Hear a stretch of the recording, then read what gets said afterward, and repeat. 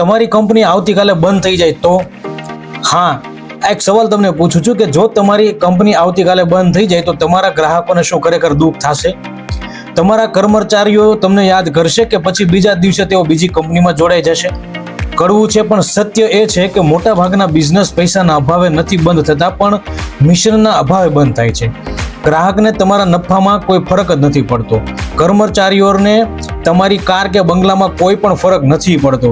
દરેક વ્યક્તિ એક જ વાત જાણવા માંગે છે કે કંપની મારા જીવનમાં શું બદલાવ લાવશે, આ કંપની મારા લાઈફની અંદર શું બદલાવ લાવશે. જે દિવસે તમારો બિઝનેસ માત્ર કમાણી માટે નહીં પણ લોકોના જીવનમાં બદલાવ લાવવા માટે કામ કરશે, એ દિવસે ગ્રાહકો તમને છોડશે જ નહીં. કર્મચારીઓ પગાર માટે નહીં પણ તમારા સપના માટે કામ કરશે અને તમારો બિઝનેસ માત્ર કંપનીને એક બ્રાન્ડ બની જશે.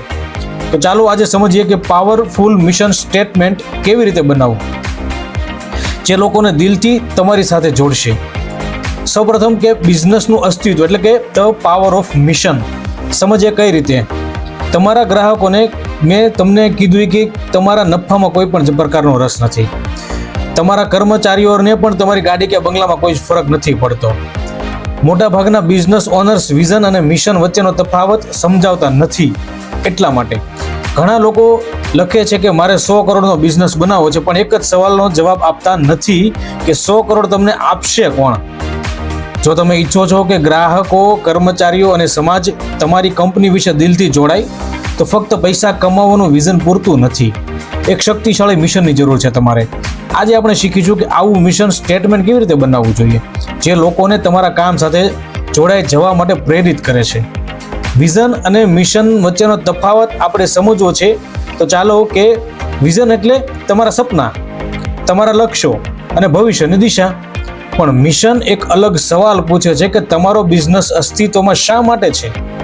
જો આવતીકાલે તમારી કંપની બંધ થઈ જાય તો સમાજને શું ફરક પડશે? મિશન તમારા વિશે નથી, મિશન તમારા ગ્રાહકો વિશે છે, તમારા કર્મચારીઓ વિશે છે અને સમાજ માટેના તમારા યોગદાન વિશે છે. મિશન એટલે દુનિયાને આપેલું તમારું વચન છે.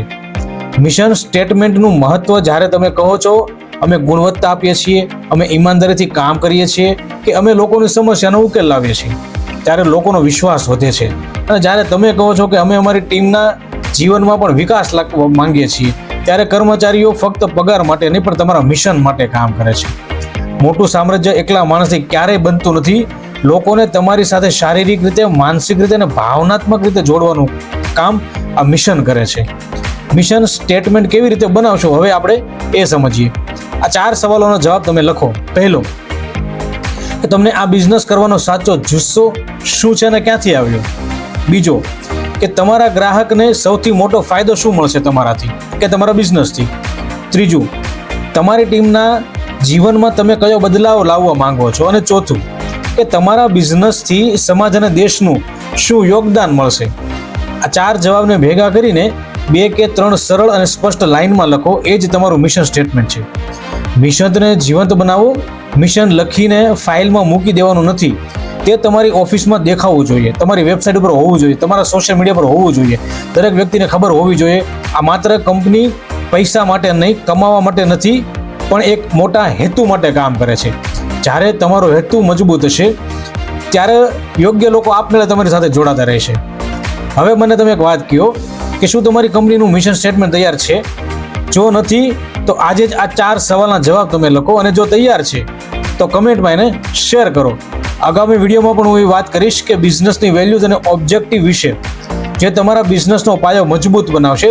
તમારું ફેલિયર અને તમને જે બી એક્સક્યુઝ આવે છે એના વિશે તમારે શું જવાબ આપવો છે, તો આગામી નેક્સ્ટ વિડીયોમાં આપણે બધી જોઈશું અને ચર્ચા કરીશું. આભાર આ વિડીયો ધ્યાનથી જોવા માટે.